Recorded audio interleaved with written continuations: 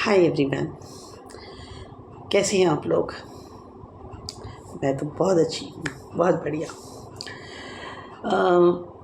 आज जो मैंने टॉपिक चुना है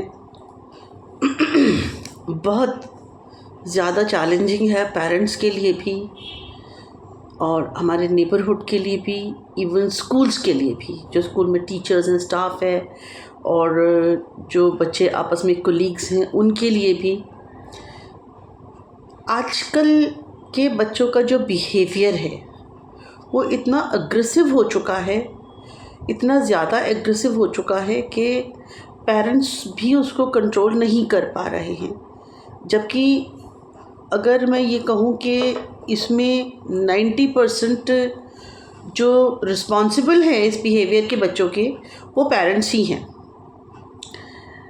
अगर आपको याद हो, हमारे बचपन में अगर हमसे कोई गलती होती थी तो हमारे पेरेंट्स भी पिटाई कर दिया करते थे। इवन वो नेबर में भी सबसे कह देते थे कि अगर मेरे बच्चे कहीं गलत नज़र आएँ, कहीं गलत खड़े हों या कोई गलत सोहबत में हो या कोई गलती करते हुए पकड़े आप लोग, तो आप बिल्कुल बेझिझक हो कि इनकी पिटाई कर सकते हैं और हमें आके बताने की ज़रूरत भी नहीं है, क्योंकि हमें पता है अगर आप हमारे बच्चे की पिटाई कर रहे हैं तो हमारे बच्चे के भले के लिए कर रहे हैं।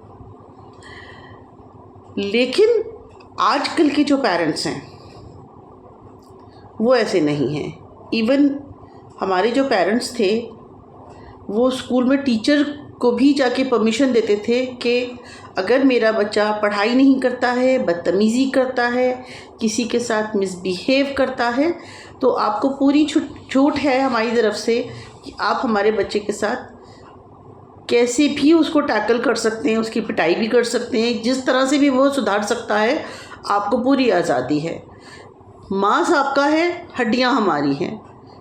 इसका मतलब तो ये हुआ कि अगर आप उसकी पिटाई कर रहे हैं, आप उसको बिल्कुल पीटिए, मारिए, बस उसको इतना मत मार दीजिएगा कि उसकी हड्डी टूट जाए या उसको कोई बहुत ज़्यादा चोट आ जाए। इट इज़ वेरी ऑब्वियस किसी भी पेरेंट के लिए। देखिए, परेशानी होती है, एक टीचर अगर बच्चे को इतनी बुरी तरह मार रहा है कि उसकी चोटें आ जाएं, तो टीचर का कुछ नहीं जाता, उसका अपना बच्चा नहीं है, उसको उस टाइम मारते टाइम ये ख्याल नहीं आएगा कि हाँ, बहुत कम ऐसे टीचर्स हैं जो सोचते हैं कि हाँ हमारे बच्चे के, अपने बच्चे के बारे में नहीं सोचते कि हाँ हमारा बच्चा इस जगह होता तो क्या होता। ज़्यादातर टीचर्स हैं ऐसे जो सोचते हैं मारते टाइम कि नहीं, अगर हमारा बच्चा होता तो क्या हम ऐसे मारते, उसको नहीं मारते। लेकिन बहुत सारे हैं टीचर्स जो ये चीज़ नहीं सोचते, वो अपनी फ्रस्ट्रेशन उस बच्चे पर निकाल देते हैं कि इसने बदतमीज़ी कैसे की, इसने पढ़ाई क्यों नहीं की, मैं इतनी मेहनत से पढ़ा रही हूँ या मैं इतनी मेहनत से पढ़ा रहा हूँ, और उसकी पिटाई कर देते हैं। और इतनी पिटाई कर देते हैं कि उसके चोट भी आ जाती है। तो ऑब्वियस है उस केस में तो पेरेंट्स हैं, वो कौन बर्दाश्त करेगा, कोई भी नहीं बर्दाश्त करेगा। इतना मत मारिए बच्चों को, ये टीचर्स से मेरी रिक्वेस्ट है और पेरेंट्स से भी मेरी रिक्वेस्ट है कि आप बच्चे को मत मारिए, क्योंकि जितना आप मारेंगे बच्चा उतना ही ज़्यादा अग्रेसिव होता जाएगा। प्लस आजकल के जो कार्टून्स आ रहे हैं, आप ये नहीं सोचते कि मेरा बच्चा कार्टून देख रहा है तो कौन सा कार्टून देख रहा है। उसमें वो लड़ाइयाँ भी होती हैं, कार्टून्स के अंदर अलग अलग तरह के कार्टून आते हैं। मैं देखती नहीं हूँ इसलिए मुझे उतना नहीं है पता कि कौन कौन से आते हैं। हमारे टाइम में स्टार ट्रैक आता था तो हम इस टाइम में वो स्टार ट्रैक देखते थे, और हमारे टाइम में मैकडॉनल्ड होता था, सॉरी मैकडॉनल्ड नहीं, डोनाल्ड डक होता था और मिकी माउस होता था। हम इस तरह के कार्टून्स देख के बड़े हुए हैं। शक्तिमान देखा है हमने, इस तरह की सीरीज़ हमने देखी है, हम उसे देखकर बड़े हुए हैं। लेकिन आजकल के जो बच्चे हैं वो ना जाने क्या क्या देखकर बड़े हो रहे हैं, और वो आजकल जो गेम्स खेल रहे हैं वो गेम्स भी इसी तरह के हैं, बहुत एग्रेसिव गेम्स हैं। उनको बड़ा मज़ा आता है जब वो गेम खेलते हैं कि उधर से शूट कर रहे हो, गन हाथ में है, किसी के हाथ में तलवार है।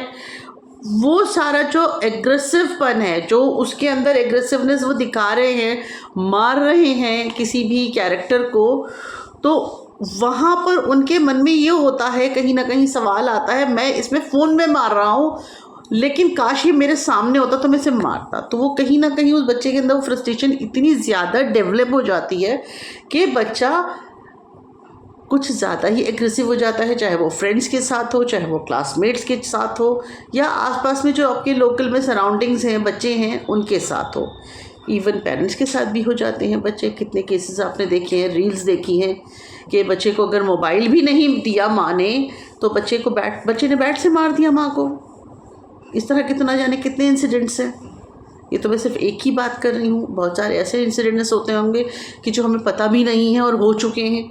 वो तो इत्तेफाक है कि सीसीटीवी फुटेज देख ली, उससे पता चल गया। मेरा कहना ये है कि अपने बच्चों को पैम्पर कीजिए, इतना पैम्पर कीजिए कि आपका बच्चा बिगड़ ना जाए। अपने बच्चे को दूसरों की रिस्पेक्ट करना सिखाइए। और वो कैसे हो सकता है कि पहले आपको अपने बच्चे को रिस्पेक्ट देनी होगी। अगर आपसे कोई गलती हुई है, आप ये मत सोचिए कि मैं तो पेरेंट हूँ, मैं क्यों सॉरी बोलूँ, ही इज़ माई चाइल्ड। ये आप कहकर छुटकारा नहीं पा सकते। अगर आपसे कोई गलती हुई है और आपकी वजह से बेटे का दिल दुखा है, बच्चे का दिल दुखा है, बेटी आपके अपने बच्चे का, बेटा बेटी जो भी है, आपके बच्चे का अगर दिल दुखा है तो आपको सॉरी बोलने में झिझकना नहीं चाहिए। क्योंकि आप अपने बच्चे को ये सिखा रहे हैं कि सॉरी जब बोलना है तो इसमें छोटा बड़ा नहीं देखना है। सॉरी बोलने से कोई छोटा या बड़ा नहीं होता है। सॉरी बोलने वाला हमेशा बड़ा होता है। जो माफ़ी मांगता है वो हमेशा बड़ा होता है, चाहे वो छोटा हो या बड़ा हो, उसे कोई फ़र्क नहीं पड़ता। आप अपने बच्चे को सॉरी बोलना सिखाइए और उसकी शुरुआत आप अपने घर से कीजिए। आपसे गलती हो गई, आपने सॉरी बोल दिया। आपस में भाई बहनों से गलती हो गई, उनसे आपस में सॉरी बुलवाइए। जब उनको ये आदत पड़ेगी सॉरी बोलने की, तो बाहर भी वो कोशिश करेंगे कि उनसे कोई ऐसी गलती ना हो, कोई ऐसी बात ना हो जिससे उनको सॉरी बोलना पड़े। तो इस चीज़ का बहुत ध्यान रखिए। और यहाँ पर इसी टॉपिक में मैं एक और टॉपिक लाना चाहूँगी, रिस्पेक्ट आप बच्चे को करना सिखाइए। जितने भी बड़े हैं, बड़े हो या छोटे, रिस्पेक्ट तो देखिए सबको ही करेंगे। आप रिस्पेक्ट देंगे तभी तो आपको मिलेगी ना। ये गिव एंड टेक का फॉर्मूला यहाँ पर अप्लाई होता है। जैसा आप बोएंगे वैसा आप काटेंगे। अगर आप रिस्पेक्ट देते हैं तो आपको रिस्पेक्ट मिलेगी। अपने बच्चे को यही सिखाइए। कोई बड़ा जा रहा है, आप उसे जानते हैं, आपका बच्चा उसे जानता है, देखा और देख के ऐसे मुँह कर लिया, no, this is very bad. यहाँ पर टीचर्स भी हैं, टीचर्स के साथ भी यही लागू होता है कि बच्चा, मैंने देखा है बच्चों को, मैं अपने ही स्टूडेंट्स की बात करती हूँ। मैं अपने घर से अगर जा रही हूँ स्कूल के लिए, रास्ते में बच्चे मिलते हैं, आई थिंक 1 या 2% बच्चे ऐसे हैं जो देखकर मुझे सलाम भी करते हैं, मुझे विश करते हैं। वह बहुत खुशी होती है कि बच्चा रिस्पेक्ट कर रहा है। मगर ज़्यादातर बच्चे ऐसे हैं, वो देखते हैं कि हाँ ठीक है मैम जा रही हैं तो जा रही हैं, स्कूल में मैम है, यहाँ थोड़ा ना मैम है हमारी रास्ते में।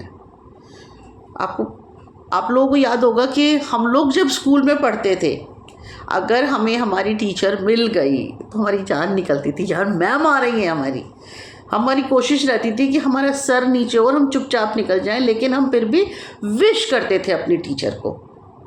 हमने कभी अपनी टीचर को विश करना नहीं छोड़ा, चाहे वो हमें रास्ते में मिली या स्कूल में हमें नज़र आई। स्कूल में है तो ऑब्वियसली हम विश करेंगे ही करेंगे, वहाँ तो हमें रिस्पेक्ट करनी ही करनी है क्योंकि हम स्कूल में हैं। मगर असली रिस्पेक्ट का पता जब चलता है कि जब बच्चा स्कूल से बाहर है, उसे उसकी टीचर मिली है और वो वहाँ पर अपनी टीचर को रिस्पेक्ट दे रहा है और उसे विश कर रहा है। वहाँ पता चलता है कि बच्चे की अपब्रिंगिंग कैसी हो रही है, बच्चा क्या सीख रहा है, पेरेंट्स घर में क्या सिखा रहे हैं। हम तो ठीक है बच्चे को बोलेंगे, एज अ टीचर हम तो सिखाएंगे कि बेटा अगर टीचर मिलती हैं आपको बाहर तो आप उनकी रिस्पेक्ट कीजिए, आप इस तरह से बिहेव कीजिए, आप ये कीजिए।